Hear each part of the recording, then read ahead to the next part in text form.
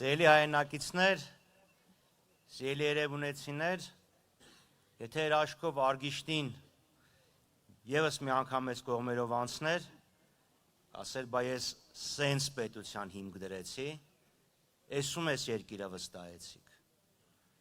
որ հիմա վերակենում ասում մոռացեք անցյալը, մոռացեք պատմությունը, հենց բան չասեք, որ թուրքների դուրը չգա, վիզները կախ պահեք, թե չէ փորձանքը, չնայած հիմնական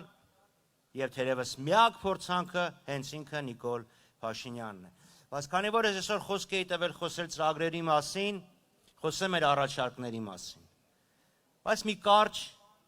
դրվագ պատմեմ։ Ուրբաթ օրը Գրիգորյան Աննան ու ես հանդիպեցինք շուրջ 20 օտարերկրյա ժուրնալիստների հետ։ Գերմանացի, ավստրիացի եւ շվեյցարացի։ Բնականաբար իրենց հետաքրքրում է Ռուսաստան, Արևմուտք այդ հարաբերությունները, առևտրատնտեսական կապերը, ասում են, իսկ Եվրոպայի հետ ասեմ իհարկե համաձայն ենք, իհարկե պետք է մեր հարաբերությունները, տնտեսական հարաբերությունները ընդլայնենք, բայց ասում եմ ձեզանից մեկը Գերմանիայում, Ավստրիայում, Շվեյցարիայում մի հայկական ապրանք առել է, քար լռություն, լավ ասում եմ, չեք առել, գոնե մեկը ձեզանից Եվրոպայում մի հայկական ապրանք, մի խանութում, մի ցուցափեղկի վրա տեսել է քար լռություն։ Որտեղից տեսնեն, ինչ է Հայաստանը արտադրում, որ կարողանա վաճառի Եվրոպայում։ Ինչ։ Բա որ ոչինչ, այդ Նիկոլ Փաշինյանի հրճվանքը, թե հեսա սահմանը բացվեց, հեսա թուրքերը թողելու են, հեսա մեր ապրանքը գնալու է, ինչ է գնալու մեր ապրանքը, Հոլանդիայից բերած վարդը Հոլանդիա է գնալու, թե Թուրքիայից մաքսան ենք բերված լոլիկն է Թուրքիա գնալու, իր ստեղծած իշխանության տնտեսությունը, չարչիական տնտեսությունը, մենակ առևտուր, ուրիշ ոչ մի բան։ Մենք ի տարբերություն Նիկոլ Փաշինյանի խոստանում ենք Հայաստանը դարձնել, Հայաստանին վերադարձնել արդյունաբերական պետության, ինժեներական պետության, գիտելիքահենք պետության նախկին հզորությունն ու հմայքը։ Հայաստանը պետք է լինի մրցունակ պետություն, որի ապրանքները հնարավոր լինի վաճառել թե Ռուսաստանում, թե Եվրոպայում, թե Իրանում եւ թե հեռավոր Միացյալ Նահանգներում։ Հայկական արտադրողը պետք է լինի պետության հոգացության կենտրոնում։ Ինչ աջակցություն են ստանում հայ արտադրողները, հայ արդյունաբերողները, ոչ մի բան, ոչինչ, մեր արդյունաբերողները պետք է լինեն պետության պաշտպանության ներքո։ Մյուս խնդիրը, փոքր և միջին ձեռնարկատիրությունը, սելայնակիցներ, ժամանակին Երևանի քաղաքում քայլում էիր, բազմաթիվ կրպակներ, պաղպաղակ էին վաճառում, հիմա հոպ քաղաքի ինչ-որ մի ծայրում կամ մի կետում բացում է մի հատ մեծ սուպերմարկետ ու այդ հարյուրավոր փոքր կրպակները, այդ հարյուրավոր փոքր ձեռնարկությունները չկան այլևս, որտև այն մեծերը տանում են, իսկ փոքր ձեռնարկությունները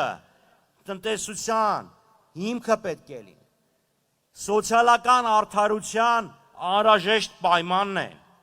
այդ փոքր ձեռնարկությունում աշխատողը երեխու համար այդ կոպեկով հաց և կոշիկ առնում և գիրքա, դասագիրքա գնում։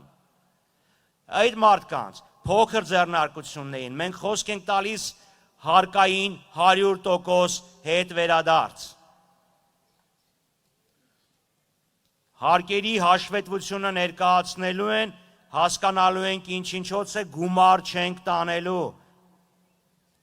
որպեսզի նախ մենք հասկանանք, մեր քաղաքականությունը ինչքանով է նպաստում փոքր և միջին ձեռնարկատիրության աճին և երկրորդ հետ մարդիկ հասկանան, ինչքան ծախսեցին, ինչքան աշխատեցին։ Մյուսը, արտահանումները, արտահանող ձեռնարկություններին էական աջակցություն, ներմուծման փոխարինումը, ուրեմն մենք չկանք թուրքական արտադրողի չափ չկանք, մենք չենք կարող արտադրենք այն ինչ որ թուրքերն են արտադրում ու բերում լցնում են մեր երկրում, իհարկե կարող ենք, եւ դրա համար պետք է իրականացվի ներմուծման փոխարինման քաղաքականություն, ներքին արտադրություն։ Մյուսը գյուղատնտեսությունը, այս իշխանությունները եկած չեկած գյուղատնտեսության նախարարությունը փակեցին, ինչու՞։ Իրան գիտեին չէ, որ նախարարություն չլինի գյուղատնտեսությունը կսկսի ընկնել, գյուղատնտեսությամբ զբաղվողների փողը կնվազի, հողից ստացած եկամուտը կնվազի, հողի գինը կընկնի, ով դրանից կշահի, նա որ այդ հողը էժան կառնի,